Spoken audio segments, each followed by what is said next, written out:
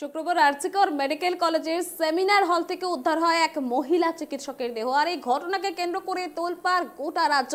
রাজ্যের বিভিন্ন জেলায় চলছে চিকিৎসা বিভাগের পড়ুয়া এবং চিকিৎসকদের প্রতিবাদ বিক্ষোভ। সারা রাজ্যের পাশাপাশি প্রতিবাদের একই ছবি দেখা গেল রায়গঞ্জ মেডিকেলেও। সরব হয়েছেন রায়গঞ্জ গভর্নমেন্ট মেডিকেল কলেজের জুনিয়র ডাক্তাররা।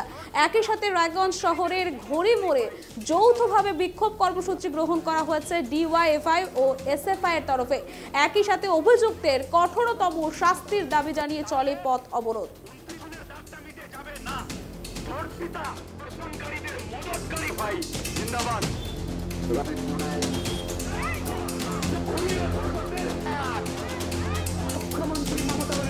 তাহলে 29 জনের দাগটা মিটে যাবে না। ধর্ষিতা প্রশ্নকারীদের মদতকারী ভাই।